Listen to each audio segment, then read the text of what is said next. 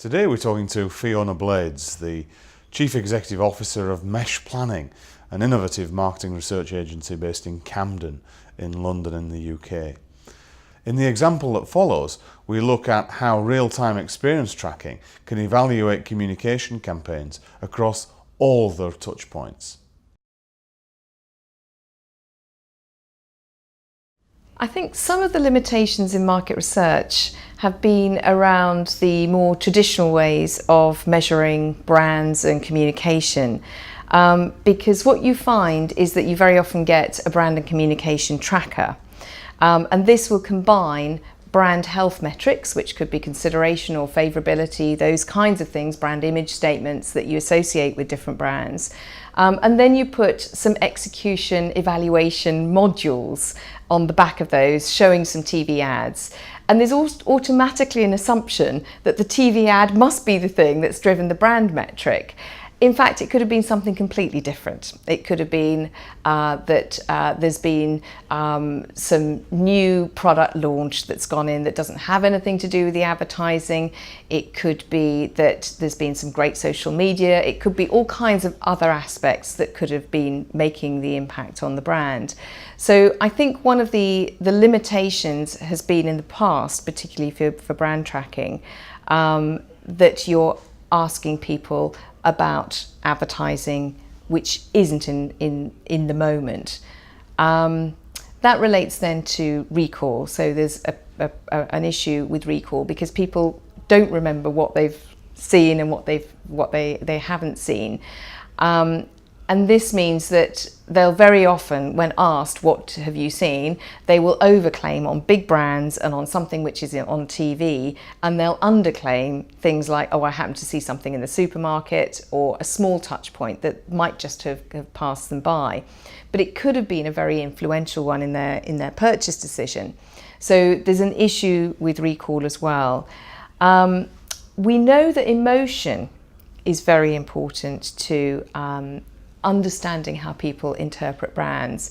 But again, we've done work with a psychologist, and he's explained that unless you capture emotion in the moment, it's gone forever. So there's no point in showing somebody an ad and asking for their response, because actually when they see it in real life, when they're sitting with all their mates, they may have a very different reaction to that in the context. So you need to understand how communication is working in context as well.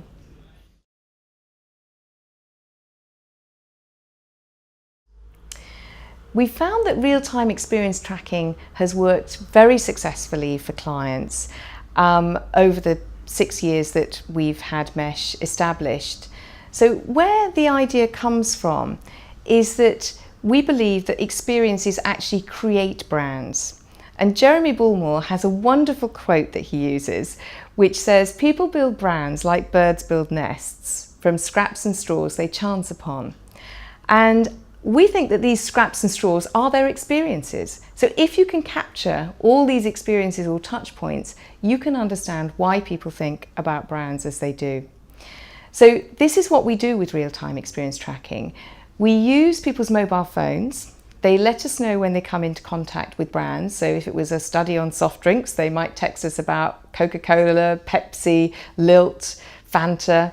And they'll let us know which brand they saw, which occasion it was it TV or in-store or social network, how it made them feel, very negative to very positive, and how likely it made them to choose that brand next time. So we're getting thousands of these experiences in every day for the study. But before somebody actually tells us about the experiences, they give us their views as to their perceptions of brands. So we know whether they normally buy Coca-Cola or they normally buy Pepsi. And we can then see at the end of the week whether they are now saying they buy PepsiCo or they buy Coca-Cola. We can see how brand image statements have changed. And then we can start to do some more sophisticated analytics to see which of these experiences have impacted on those touch points. The benefit of this is that you can get information very quickly. So if a client is starting a campaign, we only need to get participants to do the first questionnaire, then to do some tracking, maybe for a week or 2 weeks, then the post, and we can immediately start to see which of the touch points are impacting most, and as a result the clients can make changes. We're also starting to see that the persuasiveness metrics, so how likely did it make you to choose this brand, can be predictive of later sales and churn. And this is quite interesting because for one of our clients, we're now seeing that if we monitor their customers' reaction to the competitor, that we see they have 3 weeks before that competitor will churn. So we know we're just at the start of investigating what this experience data really means, but we do see it as the constituent part of brands.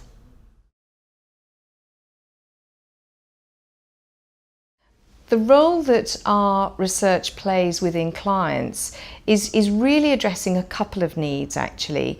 One is that we don't just look at TV, we can look at all the different touch points. And that could be somebody consuming a product, it could be looking online, searching for something, social media, in-store, TV. So we look at all of the different touch points in one way, which I think is one thing. That means that clients can get a much better understanding of which elements are working within their marketing mix. The other thing is because we capture the information in real time, so we're capturing people's experiences with brands and touch points as they have them, it means that we can actually get the information more quickly and we can let them know what things are working and what aren't, which is meaning that they can then optimize their activity very quickly and therefore benefit from the learnings.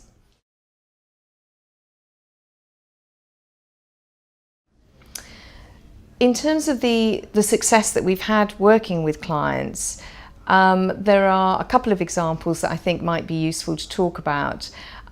One which is where we were working with Energizer, and they were launching the new razor called Hydro, Wilkinson Sword Hydro.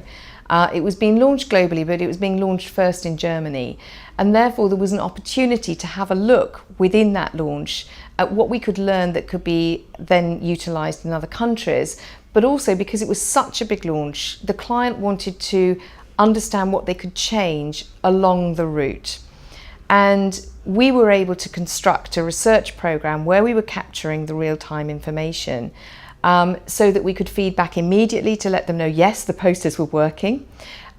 We could also let them know that the press wasn't working as well as they hoped and we should move press into online. It was a young male audience. This then really helped in terms of optimizing their campaign. We could see that the TV ad was performing very strongly in terms of increasing consideration for the brand, and it didn't wear out as quickly as we thought. So we were able to suggest that they had a cut down version of that with a tag on, and that actually worked even more powerfully later on in the campaign. So they were able to make these changes throughout the campaign's life, and this significantly impacted on the way that the actual brand performed. The Energizer executives calculated that the changes that had benefited threefold in terms of the advertising effectiveness, and it helped them to increase their share by 10% of this marketplace within 4 months.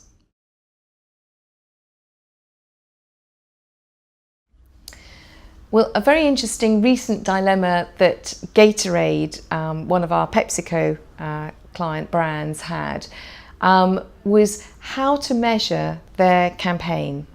So Gatorade was looking to reposition from a sports drink to becoming much more about sports nutrition. And this meant that certain metrics on their brand, they were looking to see if they could increase.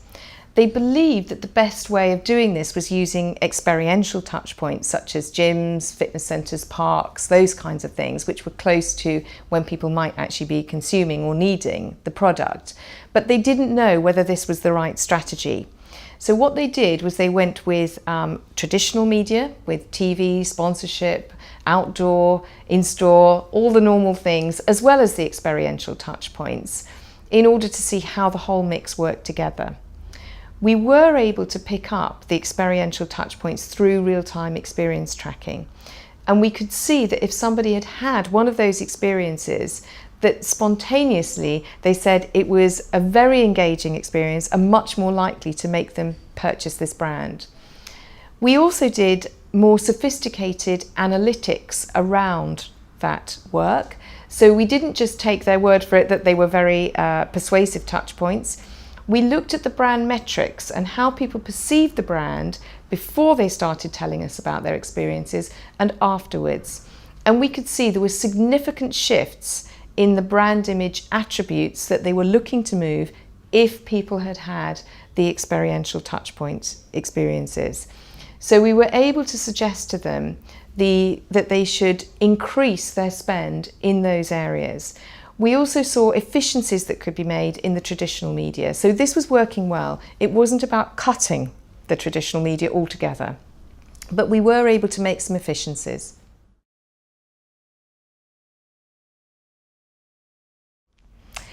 Well, I actually set up Mesh having been in advertising and marketing before that. So in fact, I'd never worked in a research agency before setting up Mesh. But what I found, particularly when I was working, I'd worked in advertising and then I moved into more kind of through the line agencies. So the last one I was at was Claydon Healy. And I was working on brands like Mercedes-Benz, T-Mobile, those kind of brands. And I knew it wasn't just the TV ad that was impacting on the decision. It could have been people going into car dealerships, or it could have been phoning the call centre or looking online. And all these different experiences were going to be contributing to the brand health. And I just felt that there wasn't a research tool that was available that we could really use to unpick, was it the direct marketing? Was it going in and the new point of sale we put into the dealership? Was it something that we'd done online? Or was it actually the TV ad, which was really all that we seemed to be evaluating from a research perspective? So I decided to set up an agency because there really wasn't anything else available that would actually help me to understand which elements of the marketing mix that I'd been working on were working best. I didn't know how the work was happening in the dealership, or was the online work that was actually driving the changes in brand. And I thought you could probably do this using a mobile phone. And of course, coming from a promotional background and sales promotion, we were starting to use mobile within the industry at that point. And I thought, well, that's a way that we can collect data in real time as people are having the experiences, and we won't have them forgetting what they've seen. So that was actually how we set about looking at setting up Mesh.